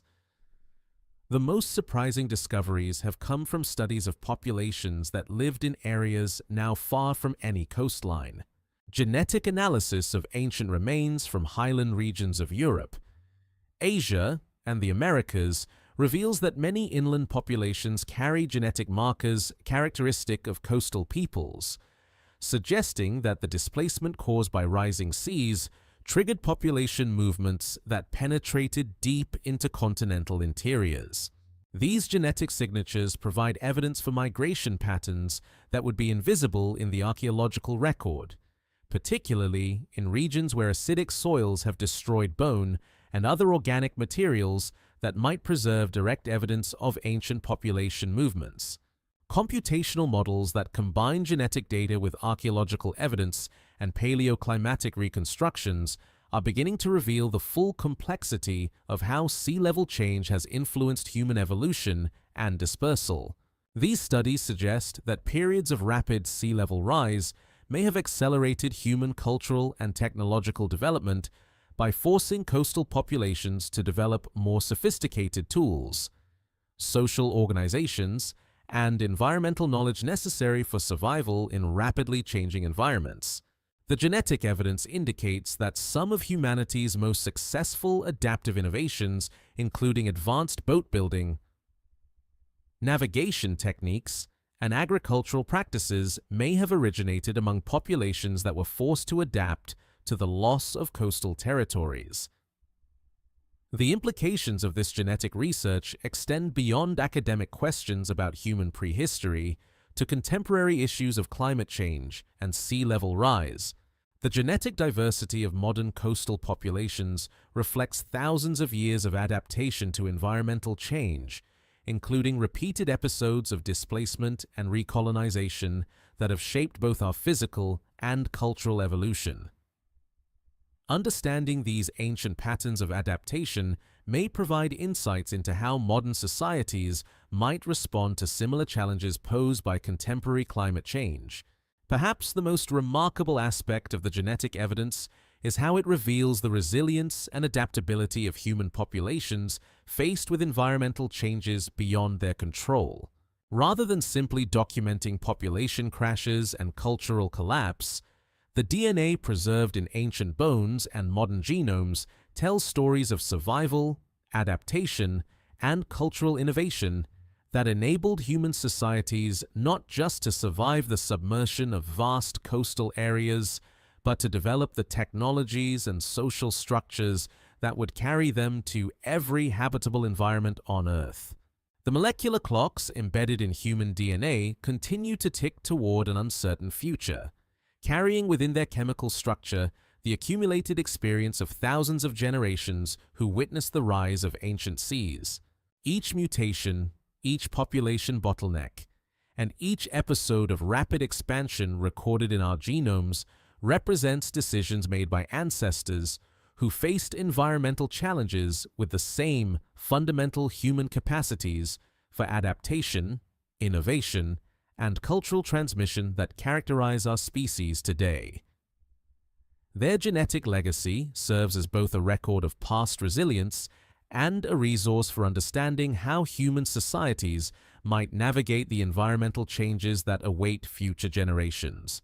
In the quiet laboratories where geneticists extract ancient DNA from bones that have rested for millennia in underwater caves, the molecular machinery of heredity continues to reveal secrets hidden in the chemical alphabet that connects every living human to ancestors who watched familiar coastlines disappear beneath rising seas.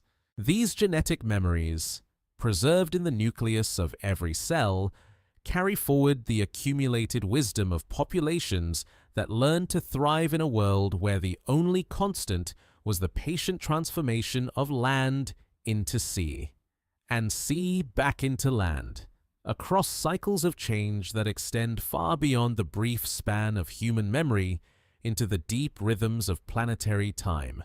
In the shallow waters of the Persian Gulf, where oil platforms now drill through sediment layers laid down across millennia, lies evidence of one of the most dramatic geographical transformations witnessed by early human societies.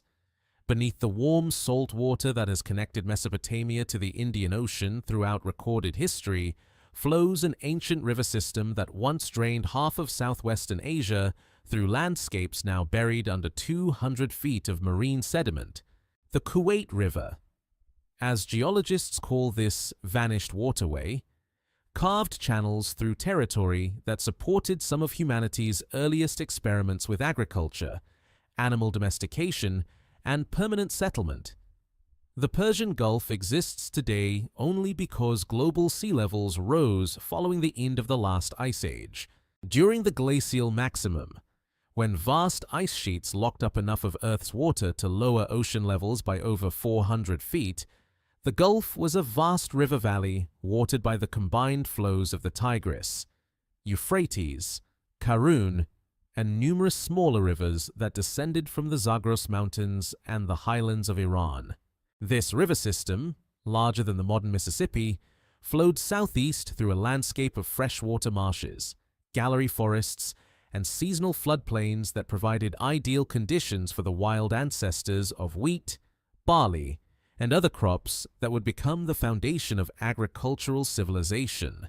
Archaeological evidence for human occupation of the drowned Gulf comes primarily from sites along its ancient shorelines, now preserved as fossil beaches and river terraces dozens of feet below the current water surface. Underwater surveys using side-scan sonar and sub-bottom profilers have identified what appear to be ancient settlement mounds scattered across the Gulf's floor, their regular geometric shapes suggesting human construction rather than natural geological formations.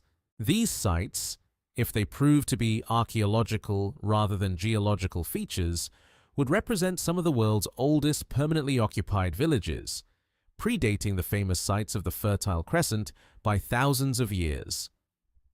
The submersion of the Persian Gulf occurred in phases that correspond to the complex patterns of ice sheet melting and global sea level rise that characterized the early Holocene. Initially, rising Indian Ocean waters invaded the river valley from the south, creating a series of brackish lagoons and salt marshes that advanced upstream with each century. The process was gradual enough that human communities could adapt by relocating their settlements to higher ground, but persistent enough that each generation faced the loss of familiar territories to the encroaching sea. Sediment cores from the deepest parts of the Gulf preserve a detailed record of this transformation in layers that transition from river sediments rich in freshwater organisms to marine deposits containing the shells of creatures that live only in saltwater environments. The boundary between these sediment types is remarkably sharp, suggesting that the final flooding of the Gulf Basin occurred relatively rapidly once a critical threshold was crossed. Radiocarbon dating of organic materials from this boundary layer indicates that the Persian Gulf assumed approximately its modern configuration around 8000 years ago, coinciding with the emergence of the world's first urban civilizations in nearby Mesopotamia. The cultural implications of the Gulf's flooding may extend far beyond the immediate region through its possible influence on the flood myths preserved in ancient Near Eastern literature.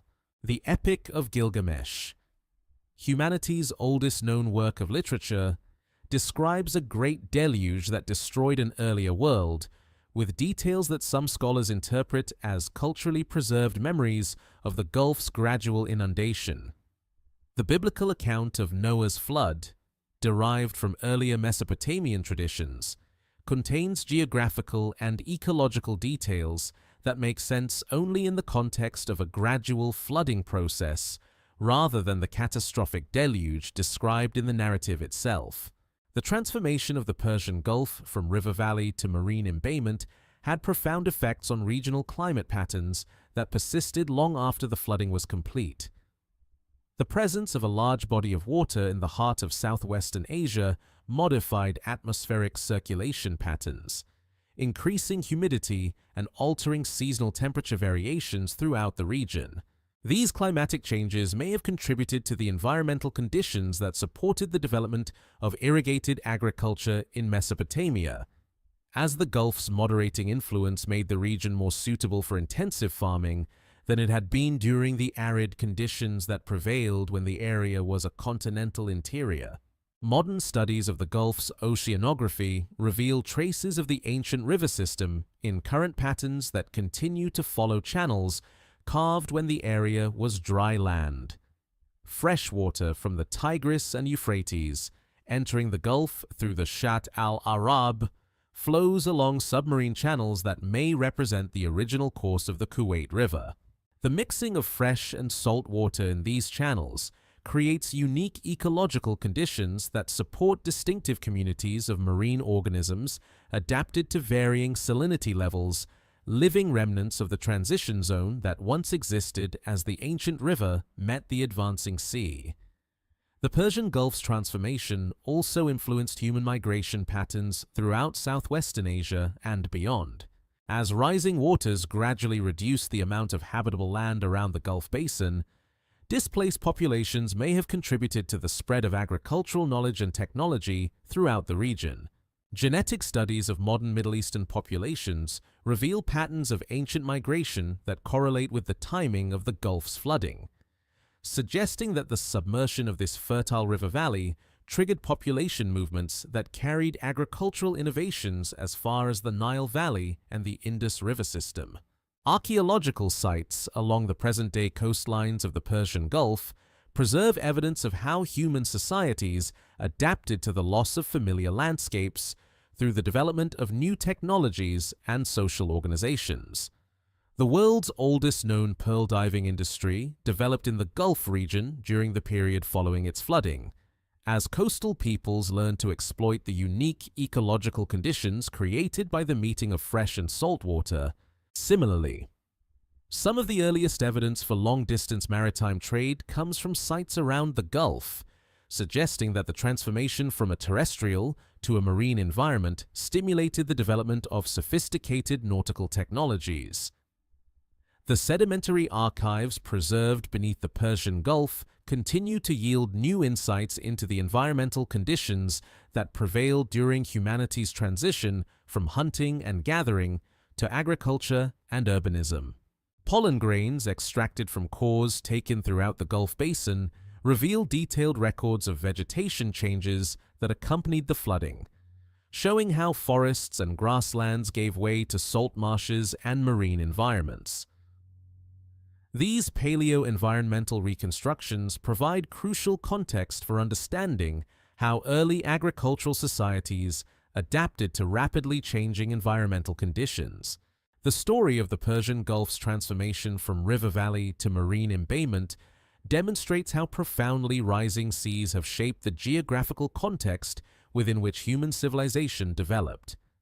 The fertile river valley that supported some of humanity's earliest agricultural experiments now lies beneath waters that support entirely different ecosystems and human activities. The oil that powers modern industrial civilization accumulated in sedimentary rocks that were deposited millions of years before the Gulf existed in its current form. While the political boundaries that divide the modern Middle East reflect historical patterns of human occupation that developed in response to geographical realities shaped by post-glacial sea level rise. In the warm waters that now cover the ancient Kuwait River Valley, marine archaeologists continue their patient search for direct evidence of the human societies that witnessed one of the most significant geographical transformations in recent Earth history. Each sediment core, each sonar survey, and each underwater excavation adds detail to our understanding of how rising seas have influenced not just the physical geography of human civilization, but the cultural and technological innovations that enabled our species to adapt to environmental changes operating on scales far beyond individual human experience. At the bottom of the world, where the Ross Ice Shelf extends across an area larger than France, drill cores penetrate through thousands of feet of ice to extract samples from sediment layers that have not seen sunlight for millions of years. These Antarctic archives preserve evidence of climate conditions so different from the continent's current frozen state that they challenge fundamental assumptions about the stability of Earth's polar regions. During periods of elevated global temperatures that occurred as recently as 3 million years ago, Antarctica supported temperate forests, flowing rivers, and possibly even early human-like ancestors who left their traces in sediments now buried beneath the world's largest ice sheet. The discovery of ancient pollen grains in Antarctic sediment cores revolutionized understanding of the continent's climatic history.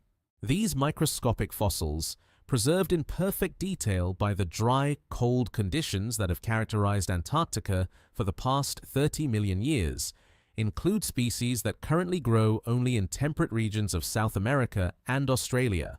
The presence of beech tree pollen, grass seeds, and even flowering plant remains in sediments dated to the Pliocene epoch, suggests that portions of Antarctica experience temperatures warm enough to support vegetation communities similar to those found in modern Tasmania or southern Chile. The implications of a temperate Antarctica extend far beyond botanical curiosity to fundamental questions about global climate stability and the potential for rapid environmental change.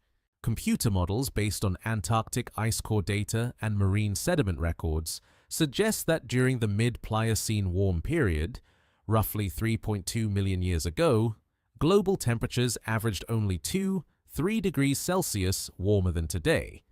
Yet this modest warming was sufficient to drastically reduce Antarctic ice coverage and raise global sea levels by 75–80 feet above current levels. Such dramatic changes in response to relatively small temperature increases suggest that Earth's climate system may be far more sensitive to warming than previously understood. Archaeological evidence for human presence in Antarctica remains circumstantial but intriguing. Stone tools discovered in Patagonian sites dating to over 1 million years ago demonstrate that early human ancestors possessed the technological capabilities necessary for survival in sub-Antarctic environments. While no direct evidence of human occupation has been found in Antarctica itself, the continent's ice-free valleys and coastal areas would have provided habitable refugia during periods of reduced ice coverage. The genetic diversity of certain Antarctic species, particularly seals and penguins, suggests that these animals survived ice age cycles in isolated refugia that might also have supported human populations. The most compelling evidence for ancient human connections to Antarctica comes from the oral traditions of indigenous peoples throughout the Southern Hemisphere. Aboriginal Australian Dreamtime stories describe a great southern land of ice and fire, while Polynesian navigation chants reference southern stars and ocean currents that would only be visible from latitudes close to Antarctica. Maori legends from New Zealand tell of voyages to lands where the sun never sets descriptions that could reflect actual knowledge of Antarctic summer conditions acquired through long-distance voyaging that extended farther south than any recorded in historical accounts. Recent discoveries in Antarctic dry valleys, where wind and sublimation have removed ice and snow to expose ancient landscapes, reveal geological formations that bear striking resemblances to archaeological sites found in other parts of the world. Stone circles, linear arrangements of rocks, and what appear to be constructed shelters have been photographed in areas of Antarctica that were ice-free during recent warming periods. While these features could result from natural geological processes, their regular patterns and apparent construction techniques warrant investigation by archaeologists trained in recognizing the subtle traces left by early human societies. The preservation conditions in Antarctica surpass those found anywhere else on Earth, creating natural laboratories where organic materials can survive for millions of years in nearly perfect condition. Mummified seals dating to thousands of years ago retain intact DNA, soft tissues, and even stomach contents that provide detailed insights into ancient Antarctic ecosystems. If human remains exist in Antarctica, they would likely be preserved with unprecedented completeness, potentially including DNA, clothing, tools, and other organic materials that rarely survive in other archaeological contexts. Climate reconstructions based on Antarctic ice cores reveal that the continent has experienced numerous warming episodes throughout its geological history, some occurring with rapidity that challenges conventional assumptions about the pace of natural climate change. The last interglacial period, roughly 125,000 years ago, saw Antarctic temperatures rise high enough to significantly reduce ice coverage and raise global sea levels by 20–30 feet. During this period, which lasted roughly 10,000 years, Antarctica may have been habitable for cold-adapted human populations possessing technologies similar to those used by Arctic peoples in more recent times.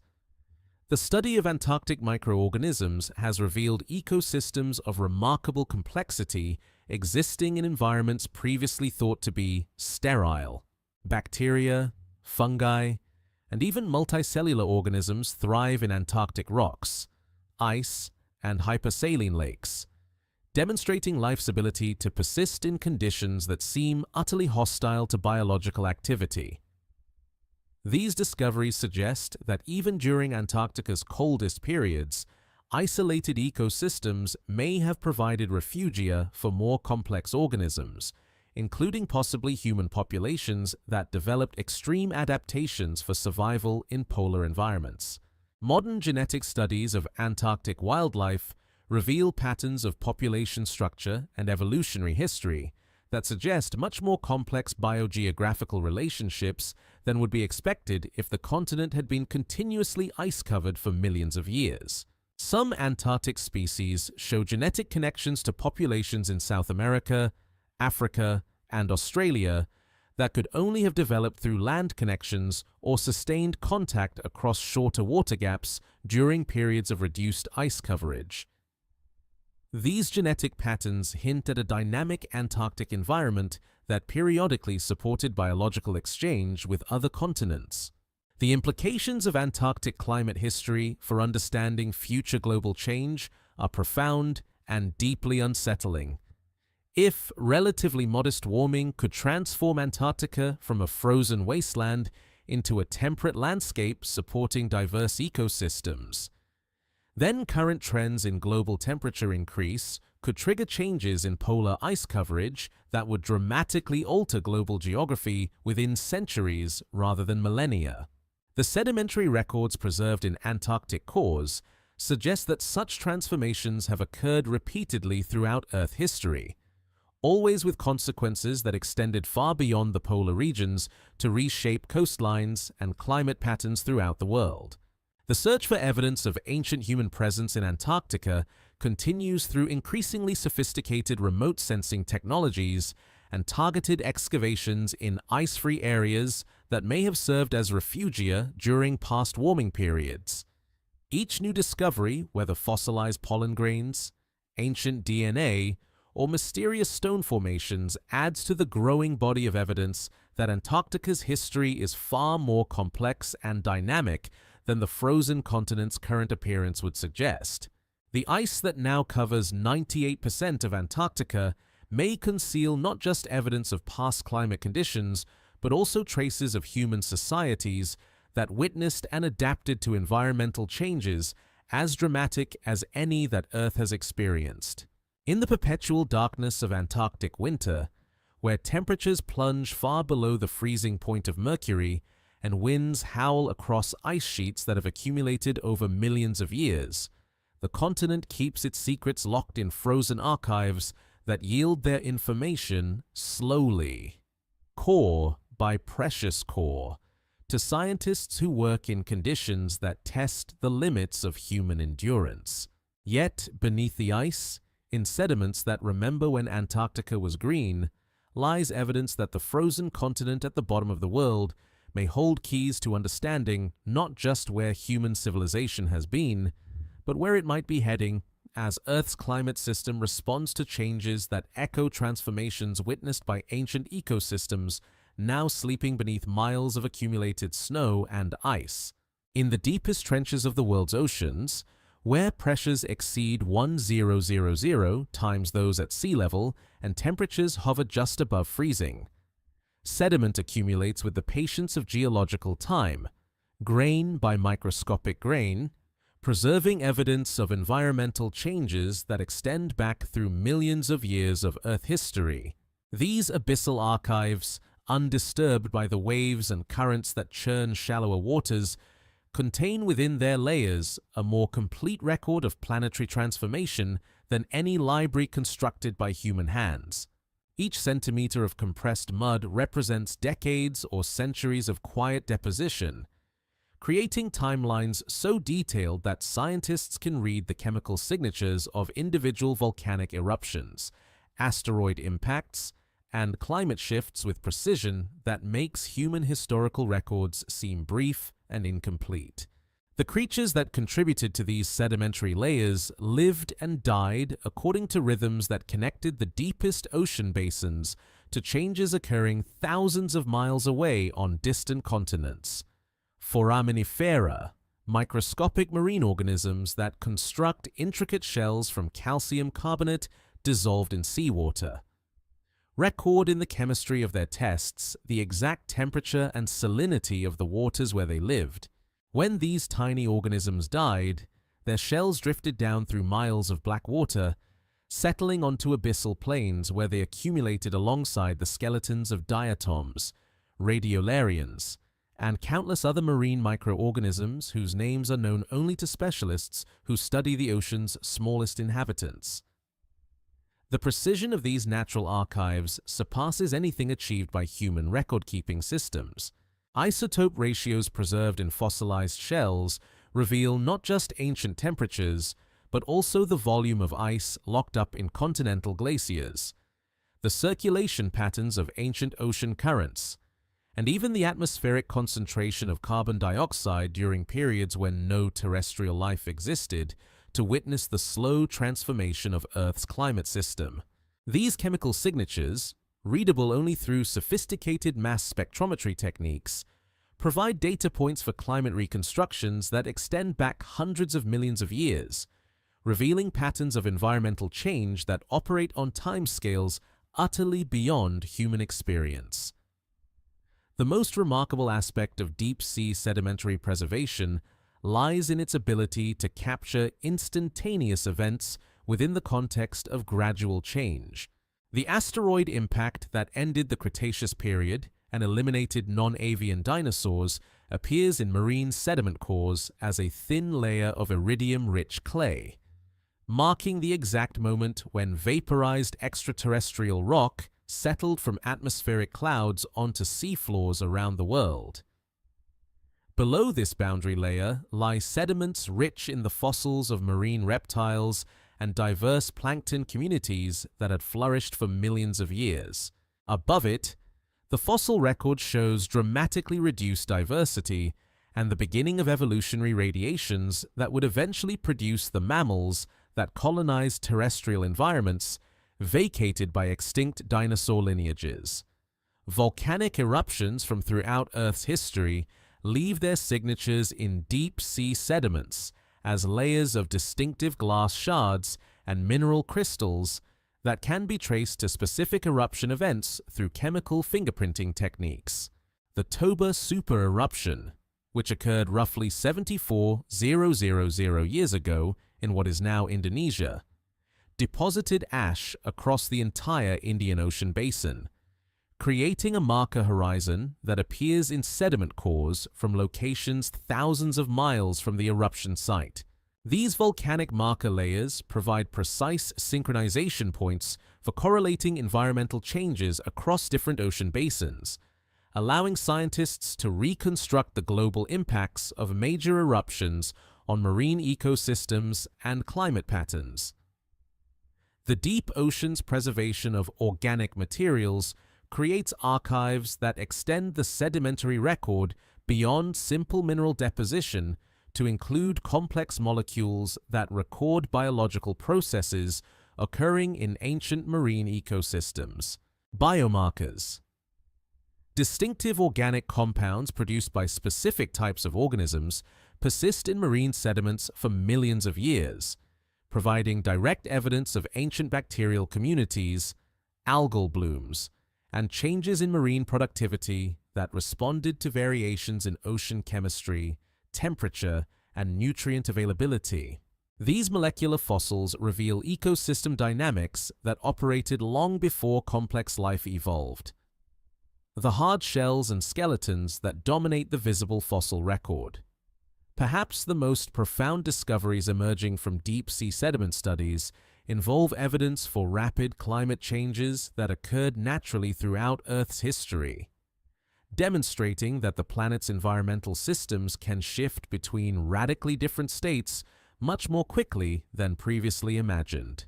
The Paleocene-Eocene thermal maximum, which occurred roughly 56 million years ago, saw global temperatures rise by 8 degrees Celsius within a few thousand years, a rate of change comparable to current anthropogenic warming, but driven by natural processes that released massive amounts of carbon dioxide and methane into the atmosphere through mechanisms that remain incompletely understood.